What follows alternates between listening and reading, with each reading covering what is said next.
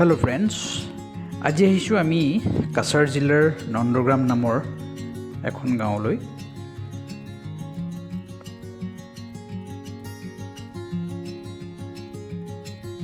এই গাঁওখন হৈছে বিশেষকৈ এখন বেংগলী সম্প্ৰদায়ৰ লোকে বসবাস কৰা গাঁও। কাছাৰ জিলাৰ পালংঘাট উন্নয়ন খণ্ডৰ অন্তৰ্গত এই গাঁওখনৰ জনবসতি খুবেই সেৰেঙা।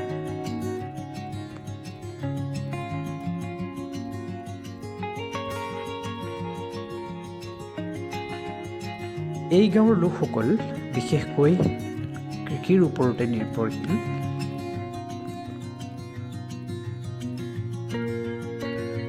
বিভিন্ন ধৰণৰ কৃষি কৰ্ম যেনে ধান খেতি, পশুপালন, মীন পালন, বিভিন্ন ৰবি শস্য আদিয়ে এই গাঁৱৰ লোকসকলৰ প্ৰধান উপাৰ্জনৰ পথ।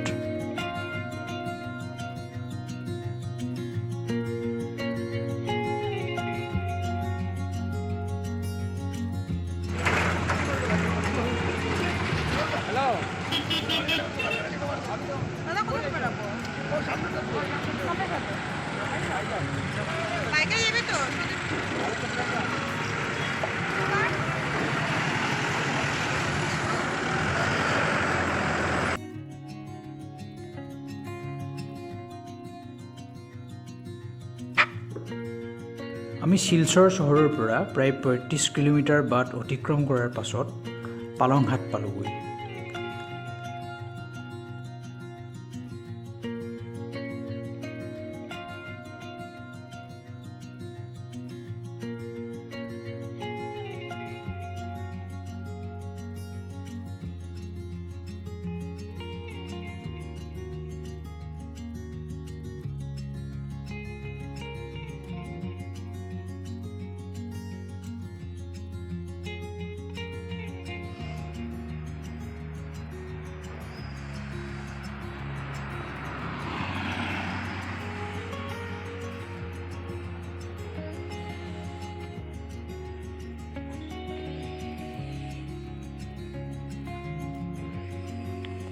এইটো হৈছে কাছাৰৰ পালংঘাট এৰিয়া, পালংঘাট উন্নয়ন খণ্ডৰ অন্তৰ্গত। এইটো হৈছে পালংঘাট এৰিয়া, আৰু এই এৰিয়াটো হৈছে পাৰ্টিকুলাৰলি পালংঘাট বজাৰ এৰিয়া, বাজাৰ।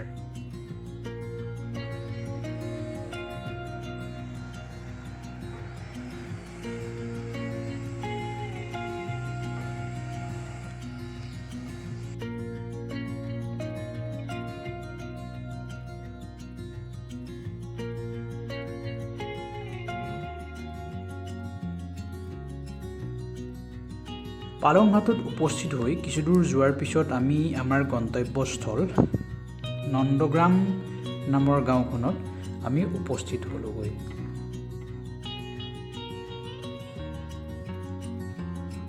অসমৰ প্ৰায় ৭০% লোকেই কৃষিজীৱী। বৰাক ভেলীৰ নন্দগ্ৰাম গাঁওখনো তাৰ ব্যতিক্ৰম নহয়। পথৰ দুয়োকাষে থকা সোণোৱালী ধাননি পথাৰে গাঁওখনৰ সৌন্দৰ্য আৰু বঢ়াই তুলিলে।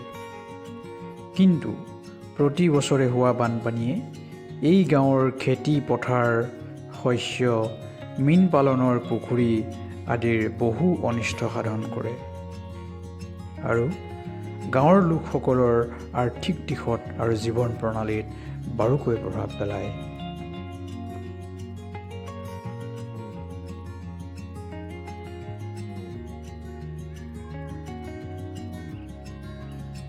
হেল্ল' ফ্ৰেণ্ডছ, মই আছোঁ এতিয়া কাছাৰ ডিষ্ট্ৰিক্টৰ পালংঘাট উন্নয়ন খণ্ডৰ অন্তৰ্গত এখন গাঁৱত। গ্ৰামখনৰ নাম হৈছে নন্দগ্ৰাম, আৰু এই নন্দগ্ৰাম এৰিয়াত সাধাৰণতে বহু সংখ্যক ব্যক্তি আছে যাৰ একোটাকৈ ফিচাৰী আছে, বিশাল পুখুৰী।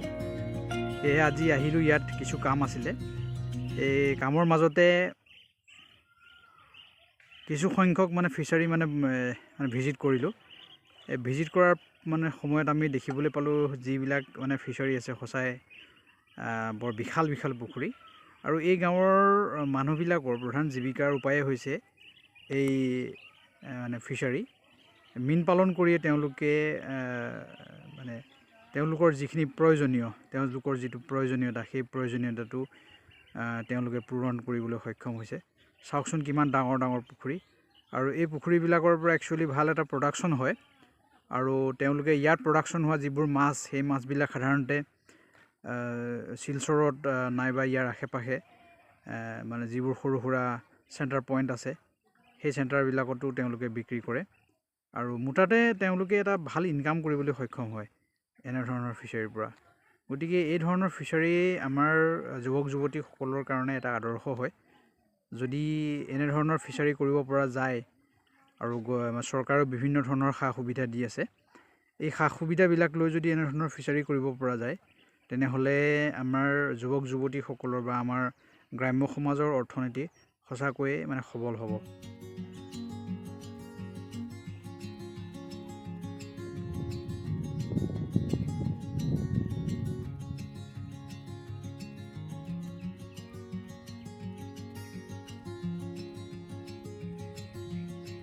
এটা পালংঘাট শিফটিলা হয় শিফটিলা না পালংঘাট শিফটিলা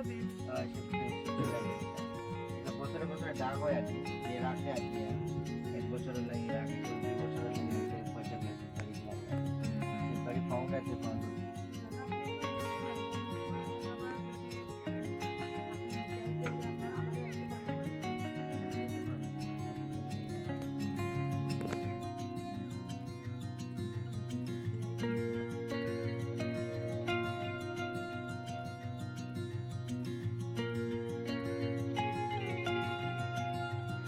সেয়েহে এই গাঁৱৰ লোকসকলৰ জীৱন প্ৰণালী, গাঁৱৰ পৰিৱেশ সঁচাকৈয়ে বৰ মনোৰম। এই গাঁৱৰ প্ৰাকৃতিক সৌন্দৰ্য আৰু সুন্দৰ জীৱনশৈলীয়ে সঁচাকৈ আমাক বৰ মুগ্ধ কৰিলে।